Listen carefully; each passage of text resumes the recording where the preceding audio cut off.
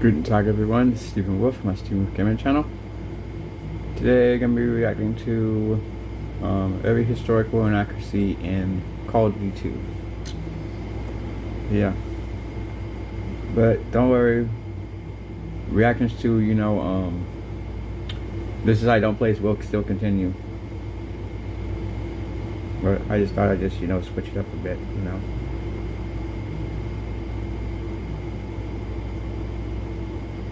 But yeah.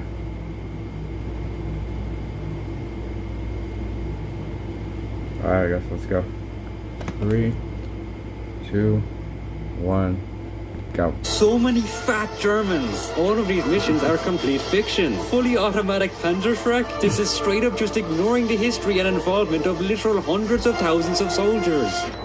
Brought to you by World of Tanks. The loading screen of the campaign's first mission shows that the unit or character Vasily is assigned to is the 13th Guards Rifle Division, which never existed in the actual Battle of Moscow. The truck or Soviet characters jump off from here to enter the training section is a German Blitz truck with all the enemy insignia still on it. We even go on to see the same German truck being used by the other Allied forces in the later missions too. Many of the Soviet soldiers are wearing the late war wool-padded jacket known as the M43 Telegrajka instead of the period-accurate M41 Telegrajka. The look of the Soviet greatcoats do not match up with the era-accurate M41 Chanel. Notably, the end of the Soviet coat line, where the inner buttons are supposed to be located, is misplaced, and overall the coat looks like it might be inspired or based on the old Imperial Russian ones. Also, the wrong type of insignia is on the greatcoat collars. The right one would be the large subdued moss green or khaki patches that were used from August 1941 to 1943. They also have incorrect headgear, especially the Ushanka hats with their ear flaps being too short. Now go to the storeroom and get a pistol and a rifle. Move! If our character Vasily is actually just a regular private, then he shouldn't be receiving a pistol as a sidearm in his training. True, because the Mauser Nugant's arm sights are misaligned when used. In real life, the bullet would hit above the target. Plus, our character reloads the Mauser by using an invisible clip. The Takarav pistol lacks its firing pin and the hammer is static.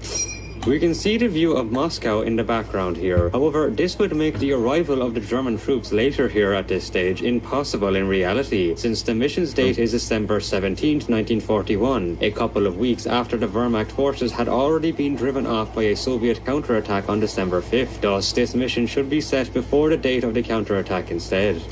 Also, this view of Moscow contains buildings in our close proximity that look similar to the ones in the Kremlin area. However, the real Kremlin is located in the middle of the city, while the closest elements of German forces, which was supposedly a recon or patrol group of an unknown unit, only managed to reach the town of Khimki, about 18 to 23 kilometers northwest of Moscow's central district, which is where we believe this mission setting should be located instead for it to make any sense. Thus, the Kremlin look-alike buildings should be located even further away or just simply removed. Even worse, judging from the compass, it seems like the Kremlin look-alike buildings are located in the west, implying that we're stationed in the east of Moscow, despite the intro already mentioning that we're 20 miles west of Moscow. This anachronistic late-war M43 German tunic shouldn't appear in this 1941 mission. Yes, it should be replaced with Hello, and welcome back to another video in our 40 series M41. Showcase. If you missed the last one we did on the 40... This anachronistic late-war M43 German tunic shouldn't appear in this 1941 mission. The follower and the feed lips, along with the entire bolt and internals of the PPSH-41 are missing. And the player doesn't press the mag release button when reloading it as well. Vasily, wait! Don't run out there! Yeah, well, too bad that these smoke grenades are actually just American M80 smoke grenades, not introduced until 2 years after the date of this mission. It should be the correct Soviet or DG-1 instead.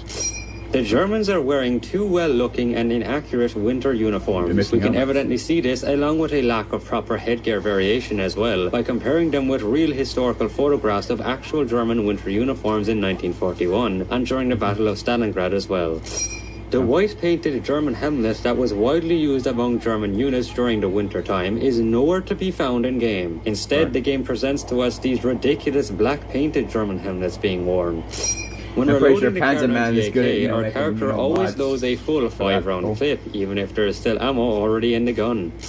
The 16th Panzer Division's insignia appear on all of the halfbacks in every mission, despite the fact that this division only appeared in the northern parts of Stalingrad and never participated in any other location portrayed in-game. For the Moscow front, it should either be the 5th Panzer Division or just blurred out, while the Stalingrad mission should have the 71st Infantry Division, who mainly fought in the central parts of the city in reality.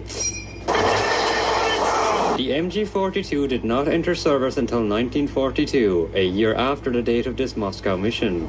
To destroy this half-track and the building later in the Stalingrad mission, our Soviet soldiers always use American TNT, and the same goes for the later seen British forces in the entire game too. As we head into the Battle of Stalingrad levels, which take place in either 1942 or the start of 1943, it becomes more evident to us that the events of the Soviet campaign are rather arbitrary. They are not based on any episode of the real Battle of Stalingrad. In fact, we will go on to see this happen again more and more, even worse with many of the other later COD 2 missions. For almost all of these missions are complete fiction. Our wild guess is that the developers might have just looked at names of specific places on their maps or books and then just made everything up. Yep, that's probably some of the mission's loading screens show Vasily having the medal for a valiant labor in the Great Patriotic War 1941 to 1945, a medal which was only issued towards the end of the war on June 6, 1945. Yep. At least 5 of the Soviet loading screens also show him having a Komsomol ticket red book from 1961 on this same topic of books. We even go on to see Vasily and our later seen British character Davis having many German books, which yes, they could have captured from their enemy, but I mean, what kind of a trophy is a German soldier's songbook? The game's first loading screen even shows Vasily apparently having an enemy's book, along with a Mauser rifle and a bunch of other stuff too, before he even entered basic training. Despite these Stalingrad missions taking place a year or more after the Moscow one, and with us receiving better and more varied equipment in them, our character always stays a private and never receives a promotion. The RGG-33 with fragmentation jacket or sleeve installed here is supposed to be used in defensive manners only, not in offensive ways, which should see us remove the sleeve off first. The SVT-40's pistol rod assembly is too long and in the opposite position to the barrel. Also, the gun shouldn't use the same reload animation whether empty or partial, its bolt should lock back once empty. All of the magazine clips in-game don't contain any ammo inside them. Our character holds the MP40 by its magazine, which is generally not recommended as it could damage the mag and cause misfires. Well, there are way too many MP40s for the regular German soldiers. The Kar-98 AK should be a more common weapon for them for the entire game, and there should be some MP38s appearing among them as well as an additional weapon. Also, some Germans should be equipped with captured PPSH-41s and a few FVT-40s in the entire Soviet campaign, based on what actually happened often on the Eastern Front. Despite being a lieutenant, Lieutenant Linov doesn't have proper insignia on his uniform at all, and the same can be said for the other officers as well. Despite being a corporal, the soldier at the beginning of the train yard mission is wearing the officer visor cap seen at the start of the campaign. It is worth mentioning that just like several other World War II video games featuring the Eastern Front, the game fails to recognize and include at least some or few of the Asian ethnic minorities among the Red Army. Also related to this, it would be good if the game at the very least mentioned the existence of the many other Axis nations that participated in the Battle of Stalingrad, such as Romania, Italy, Hungary, Croatia, and the local Axis volunteers known as Hiwis. The commonly used scope for the mouse in Nugant at this time should be the PEM scope rather than the PU one seen in-game. Plus, the scope overlays for the Mausen should be the German number 1 instead, since the Soviets actually used the same scope overlay as the Germans during the war. Well, while the MG-42 did actually see limited use in Stalingrad, the game's depiction commits the common error of showing the weapon with the post-1943 vertical charging handle, instead of the period-accurate and rare slab-sided horizontal handle. Apart from using a proper model, most of them should be replaced by the MG-34 instead. Despite having no bullets feeding into them, the MG-42s fire on limited ammo. Also, they do not even have a cooldown animation, which is in contrast with reality as the barrel of the weapon would have to be changed after around 150 shots of automatic fire. The Gewehr 43's appearance in the Stalingrad missions is anachronistic, as the rifle was produced from October 1943 onward, and the Battle of Stalingrad ended in February 1943. The period-accurate semi-automatic German rifle for this battle should have been its predecessor, the Gewehr 41, which was produced from 1940 until 1941, and was widely used in the Eastern Front when the Germans invaded the USSR during Operation Barbarossa in 1941. The Gewehr 43 was both capable of magazine and clip feeding. However, during the later years of the war, magazines got rarer and rarer. As a result, they opted for 5-round clips instead. Although magazines still got used, it should be 2 mags and 2 to 5 clips per soldier instead of just all mags as shown in game.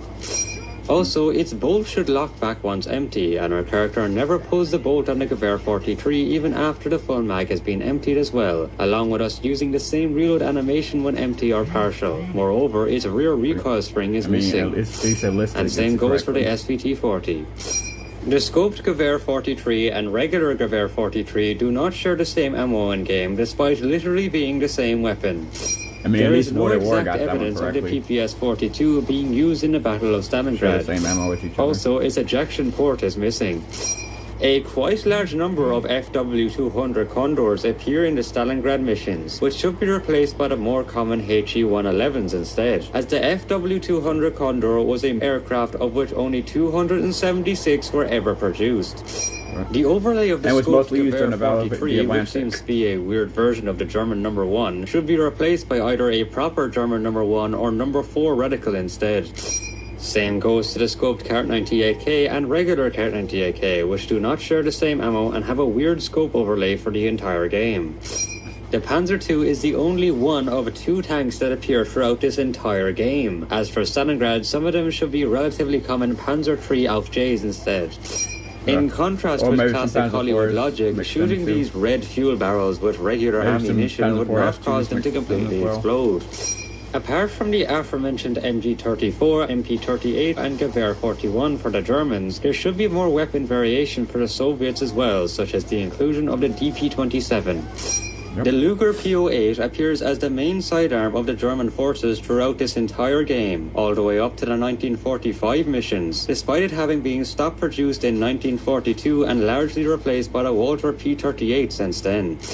Also, apart from its incorrect proportions, the Luger's upper receiver is a solid block, rendering the ejection of casings and the entire toggle lock operation impossible. Also, its toggle lock assembly moves too slow and goes up way too high. The City Hall of Stalingrad in-game is located next to what seems to be the Square of the Fallen Fighters. However, the building that seems to be its real-life counterpart, the nowadays Volograd City Doma, is actually located half a kilometer south of the square.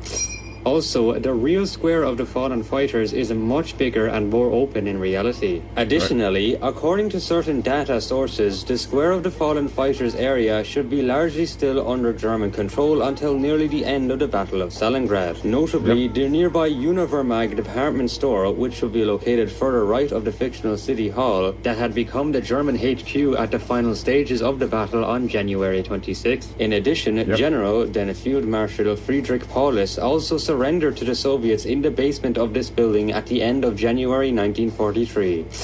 Plus, the compass in this mission is messed up. Despite the position of the square here, the north direction as depicted in-game should be southwest in reality.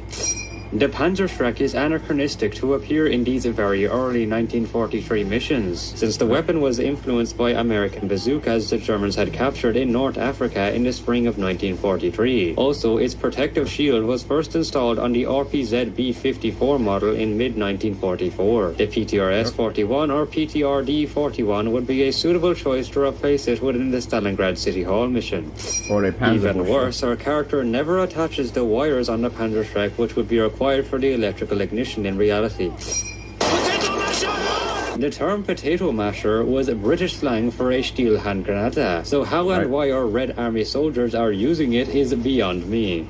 Tell me about it. Over to the Africa campaign now, things get even more interesting as we take the perspective of a British soldier of the 7th Armoured Division. It is likely that the events of these nighttime missions are fictional, since there seems to be no significant battles on the night of October 29th, 1942 as portrayed in game. To make it close to reality, if the date setting of these night missions had changed from the aforementioned October 29th into somewhere between October 24th to 26th, then our soldiers of the 7th Armoured and other Allied units in the southern sector could have directly faced the elite Italian 185th Paratrooper Division of Folgore, along with possible support by other Axis units in the area as shown in the maps. In addition, on October 25th, the Italians counterattacked the Allied forces, causing them to retreat after suffering huge casualties. Nevertheless, the Allied forces then tried to counterattack from 3 directions in the night between October 25th to 26th, before the 7th Armoured Unit was then moved to the northern sector on October 27th. The options we presented here would be better to be used due to the fact that it was actually the 7th Armoured Division, nicknamed the Desert Rats, that rather quickly surrounded and defeated the famous Folgore Division of the Italian Airborne Forces. The Folgore severely lost its capabilities because of what the 7th Armour had done to them in late October 1942, and not long after, the Folgore Division was finally being destroyed in early November 1942 during the British Operation Supercharge.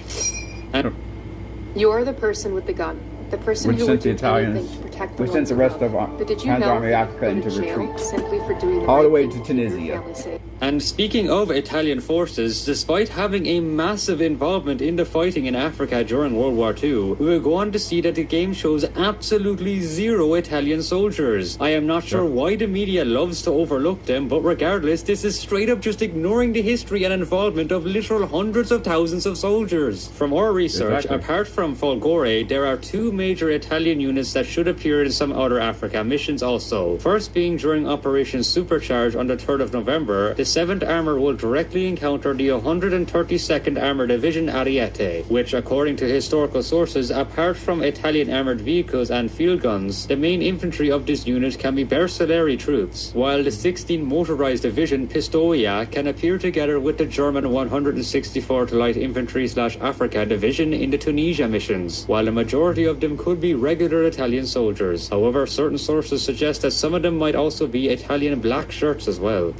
A similar point could also be said for the rest of the Commonwealth forces and allied nations participating in the battles according to the maps we have shown. Although the game does mainly focus on the 7th Armoured Division, but it would be better if they at least mentioned the other units during the Second Battle of El Alamein.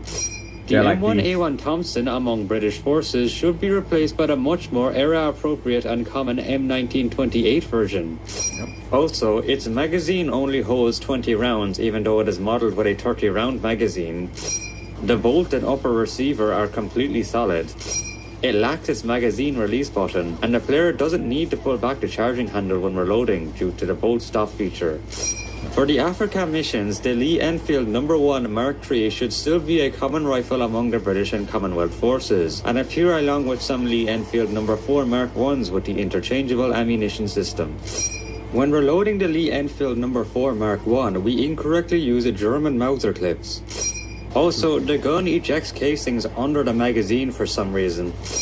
For the same reason as mentioned earlier with the German side, the aforementioned Gewehr 41, MG34, P38 pistol, and MP38 could appear in the Africa missions too. For the Italian factions, certain weapons like the Carcano M1891, M1934 pistol, SCRM Mod 35 grenade, MAB38, and Breda 30 could be suitable for them. For the British khaki drill uniforms in Africa, the tunic seems to appear in only white colour, although it is possible for its colour to be faded white by the sun and worn down by certain conditions. According to several colorized wartime photos, artworks and reenactments, it should be at least majorly featured with paler tan shades in general. Captain Price's beret is the wrong color. It should be khaki attached with the rifle brigade insignia of the 7th Armoured Division that he is a part of. There should be British officers with a visor cap appearing in Africa and only equipped with a revolver, mixed along with the normal soldiers in a few small numbers. The Germans' Africa Corps have a strange and inaccurate uniforms, which also feature a lack of variation in general. The Hare's tropical greatcoats are nowhere to be found, despite the game featuring nighttime and sunset time missions. Our character somehow manages to single-handedly use an 8.8 centimeter Flak 36, despite it needing a crew of 10 people to properly load, aim, and operate in reality. For the African front, the American M18 smoke grenade should be replaced by the number 77 grenade instead. It can be used for signaling and screen purposes and also as a anti-personnel/incendiary weapon. Unless these individual soldiers or their commanders are absolute brain-dead idiots, then they should follow what they learned in their training by using their surrounding vehicles and tanks to approach, rather than just simply openly running towards our force's defensive position, while all bunched up together with zero cover and without even trying to perform any evasive action. If not blurred out or replaced by Italian vehicles, the half-tracks insignia in this night mission can be either 15th or 21st Panzer Division, while for the ones in Tunisia it can use the 164th Light Africa Division's insignia. The scoped Lee Enfield No. 4 Mark I and regular Lee Enfield No. 4 Mark I do not share the same ammo despite being the same weapon. Also, the number 32 scope should be located on top of the gun's upper receiver instead. And the scope reticle is also incorrect. The British forces are for some reason using an American Sherman Rhino tank featuring USA insignia and an anachronistic hedge cutter which never existed in this battle.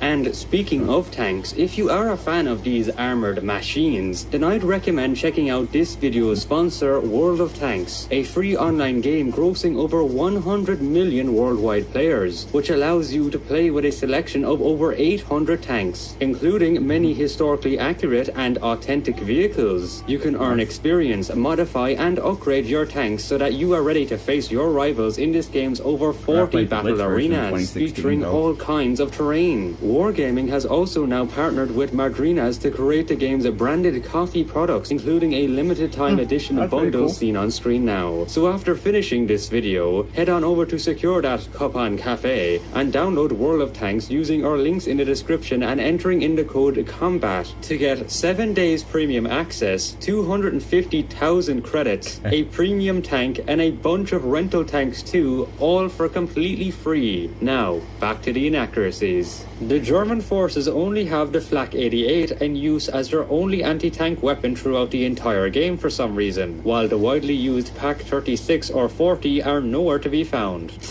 This mission sees our 7th Armored Division forces being sent into fight in El Daba on November 6th. However, in reality, the British unit that directly invaded the town of El Daba was the 1st Armored Division, while the 7th Armored Division was sent towards Sidi Hanish instead on November 4th, although the division did pass the area nearby El Daba on November 5th. Later on, either November 6th or November 7th, around 24 kilometers south or southwest of Sidi Hanish, they will encounter the recon group of the 21st Panzer Division of the Afrika Corps there. Speaking of El Daba, there are certain mistakes that appear in this particular place. Firstly, the loading screen said El Daba is located a few miles west of El Alamein, when in reality the town is located around 41 miles west of El Alamein. Secondly, some actual photographs of the town during World War II show that the actual town's appearance during this time is way different from the game's depicted version. So yeah, the mosque and the giant wall are pretty much fictional. And lastly, if we look at the map, the real town of El Daba was not located this close to the shore. And to be honest, this is just one example of the largely inaccurate portrayals for these real-life locations, as we go on to see many other towns and areas depicted poorly in several other missions in this entire game as well. According to the same loading screen for the El Daba mission, it also mentions the quote-unquote months of retreating. However, before this point, the war in Africa had pretty much come to a stalemate situation since July 1942, until the outcome of the second battle of El Alamein they had depicted in-game, along with the arrival of American troops in Algeria during Operation Torch. Thus, at least 3 to 4 months before the Operation Supercharge, neither the British nor Commonwealth forces or the Axis factions were treated in the manner as depicted in-game. The appearance of the Bren LMG in the African front should be increased and featured in more than just 3 Africa missions, due to the fact that it was actually widely used in this theater. Additionally, the Sten Mark II can appear in a few small numbers as an additional choice to compensate for the lack of variation among weapons for the Allied side in Africa. When using the Bren machine gun, our character never uses the bolt on the gun even after the mag was completely emptied. Also, the magazine is rocked in back to front in game, whereas it needs to be rocked in front to back in reality. And lastly, the Bren needs to eject rounds from the bottom of the gun, not from the side like shown in game. Apart from regular German soldiers, there should be soldiers of the Kriegsmarine like coast artillery, sailors, and possibly coast police at the port here.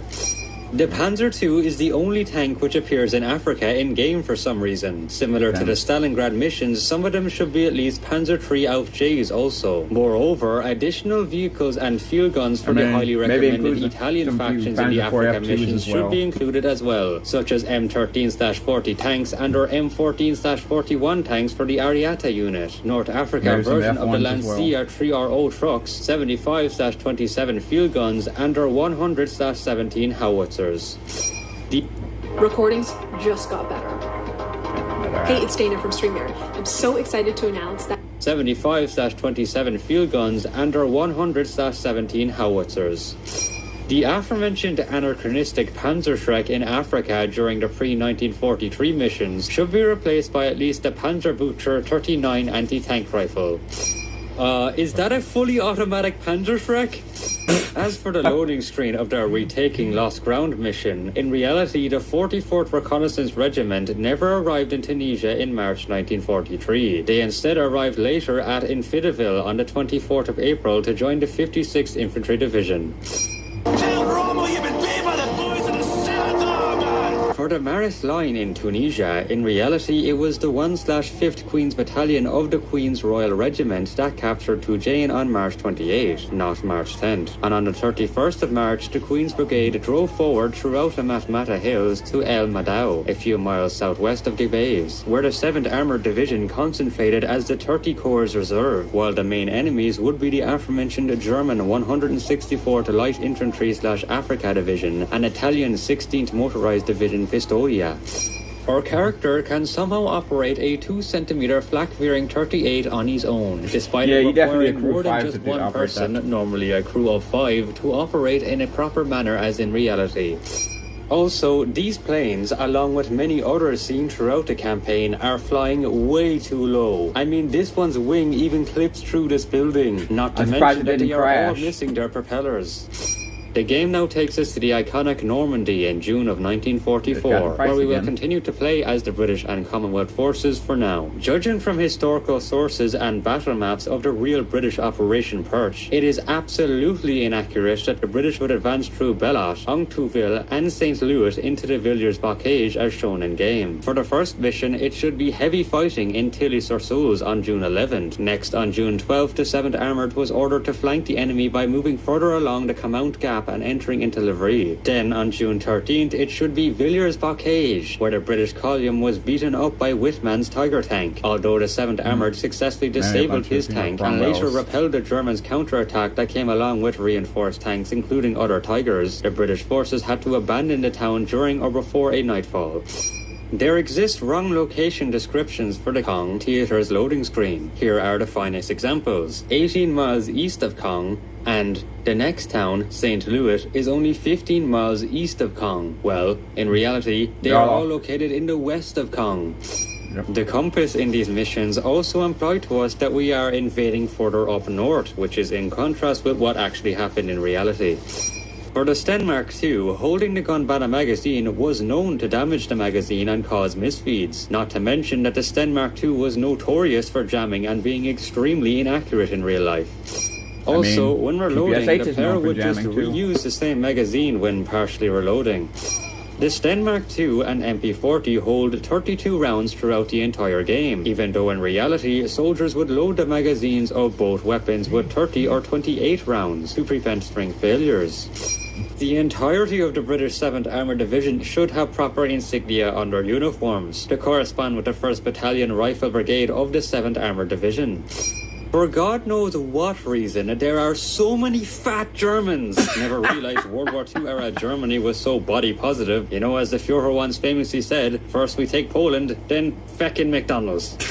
The German forces have weird uniform appearances and colors in general. Apart from the more acceptable field uniforms, they should have those with proper camouflage patterns for the entire 1944 to 1945 section. For example, at this period, some of the regular Hare Army can wear Hare smock, which is also known as the Hare M40 smock with Hare splinter pattern, and maybe also tan and water patterns as well, along with additional styles for wearing the already existent M31 Zeltbahn, which is more common among Germans, and Hare camo helmets with the same pattern. While for the Waffen-SS, that should represent the 12th SS Panzer Division Hitlerjugend, which should also appear in this section of the game in this period, they can wear M42 smock, which is assumed to be exclusively worn by the Waffen-SS, featured with proper SS camo patterns made before 1944, and same as their helmet covers, since there's no photo evidence of helmet covers and smock with .44 camo, mixed with M43 tunics and trousers with .44 camo, and even some uniforms with M29 Italian camo that prominently featured among the 12th SS and 1st SS in Normandy. The existence of the German M43 uniform in such large numbers in the Normandy theatre is incorrect. Although it did exist at the time, it was not common on the Western Front. In Normandy, the M40, M42, and some converted tunics of the Dutch army, in which the latter applies mainly to the Ost legions, were commonly worn. Many German soldiers are wearing greatcoats, despite it being summer. Many of the Hare soldiers are wearing the tricolour flag of the German Empire on their helmet, despite the fact that German High Command ordered the removal of this decal in 1940 and began phasing them away since then. Yep. There are Axis soldiers with Spanish Blue Division decal appearing. However, by certain historical facts, the unit was disbanded in 1943 and a withdrawal of most of its personnel started in that same year, and again in 1944 with the newly formed Blue Legion. Then what remained of the Spanish volunteers who decided to stay were observed into German units, and most of them fought in the Eastern Front until the end of the war. So the existence of them among these missions set in the Western Front in such large numbers is inaccurate. To change the inaccurate German models in the Operation Perch campaign, 4 German units with different kinds of uniforms, all based on those actually existent in the battles, must be included. Our researcher friend Panzerman has provided a list of units from his future project, the Call of Duty 2 Historical Rework mod, and are as follows. Panzer Leger Division's Panzer Grenadiers, Waffen-SS of the 12th SS Panzer Division Hitlerjugend, 101st SS Heavy Panzer Battalion Crews, and regular Heer/Army soldiers of the 2nd Panzer Division. The links to Panzerman's upcoming mod, along with all key sources, will be provided in this video's description. For some reason, US Army Rangers appear everywhere in Normandy. For our suggestion, wounded prisoners in the 1st Kong mission should be regular Army soldiers of the US 1st Infantry Division, since the unit was located nearby this area at the time. The STG-44's charging handle should be in a forward position and reciprocated to the rear. There are way too many Tiger 1s appearing throughout this entire game. Their appearance should be slightly fewer for the 1944 to 1945 campaign missions. As for the Tiger tanks in the first 2 missions of the Operation Perch campaign, they should be replaced by either the Panzer IV Aust H or Panzer V Panther Aust A, while those in the last 2 missions can still be the Tiger tanks. The Webley Mark VI's hammer and cylinder is completely static, and its casings are unfired. Plus, the speed loader lacks its hands and doesn't retract after inserting rounds. If not blurred out, the half-track's insignia in the Operation Perch missions can feature the Panzer Leger insignia. Since these missions take place in June of 1944, none of the Shermans should have these rhino cutters on them, since they did not exist until the following month, July 1944. Now, sticking to the Western Front, but switching over the perspective to an American soldier of the 2nd Ranger Battalion. The US Higgins boat in the Point-to-Hook mission must be replaced by the actually used British LCAs. Apart from the hooks launched by the LCAs, there should be some Rangers using the handheld projector-type rockets to fire additional ropes and grappling hooks. This scene from the famous war movie The Longest Day is an example of how this should be portrayed. Also, at least some of the grappling hooks' ropes should have fallen short of the cliff edge as a result of them being thoroughly soaked from the water, and some being cut by the Germans. The scoped Springfield in-game is an M1903A3 with the M1903A4 scope version. In the Point to Hook defending mission, the date should be changed to June 8, 1944. The Rangers had to stand against several counterattacks since the day before, June 7th, and they finally got reinforcements from other Ranger groups and the American tanks and infantry of the 116th Infantry Regiment later on June 8. A lot of people tell us, you finally explained trading to me in a way I could understand. Then they start seeing groups and the American tanks and infantry of the 116th Infantry Regiment later on June 8. The M1 Garand's rear sight is too wide and large. Also, when reloading the M1 Garand, the player's hand clips through the operation rod, instead of supporting the operation rod before inserting the M-block clip to avoid getting Garantum. Ouch. When reloading the VAR, the player needs to pull and push the open bolt to the forward position when empty, and they need to press the mag release button as well. Also, the gun is incorrectly depicted with a reciprocating charging handle. When firing the 30 caliber M1919 in this game, there isn't any ammo feeding into it, nor does the gun eject empty cartridges. It also has infinite ammo, never heats up, and is immovable by the player, while allied NPCs and enemies can move it, as same as the MG42. It was unlikely that the German forces had tanks, especially the Tiger I, to assist their counterattack at Point to Hook. What drove the Rangers to fall back should be the German artillery or motor bombardments. Despite being a battalion-sized unit, which may be decreased due to casualties while holding their ground, there are way too few teammate AIs defending each defensive point. For the Buma Age mission, the real American unit which captured the village on June 29, 1944, was the 60th Infantry Regiment of the 9th Infantry Division, not the 2nd Ranger Battalion. Even worse, there is no exact evidence showing that the Rangers participated in the Battle of Cherbourg at all. We believe the developers had mistaken their appearance at the town as the combat event, but in reality they moved into the town on July 3, 1944, just for extensive training. Just like in the British campaign, the half-track insignia in the Point to Hook missions once again is still the 16th Infantry Divisions, despite this division only fighting on the Eastern Front and in Italy. It should be blurred out or replaced with the 352nd Infantry Division insignia instead. We do, however, go on to see Wolfram and 40 half-tracks in the Beaumont Age mission with 2nd Panzer Division insignia as well. Despite their existence in Normandy at the British sector at first and then later moved into the US sector towards the end of July, the division never participated in the Battle of Cherbourg. It should just be simply blurred out or replaced by either 243rd or 709th Infantry Division insignia. The M1911A1's ejection port is only halfway open, and its hammer is completely static. Listen up! Battalion wants us freezing our asses off on top of that hill by the end of tomorrow. First, we gotta kick Jerry out of this cute little town. In reality, although the 2nd Ranger Battalion were ordered to capture Hill 400 on December 6, 1944, they had just arrived at Bergstein later at 1:30 hours on December 7th. Also note that the town had already been captured by regular US troops on December 6th at this point. Volk's Grenadier troops can appear as the main enemy for the first two of the Hill 400 missions, as to represent the 272nd Volk's Grenadier Division defending both Bergstein and Hill 400. During this time, their uniforms should be proper greatcoats mixed with regular hair uniforms, along with adding older and younger looking facial models and increasing numbers of STG-44s.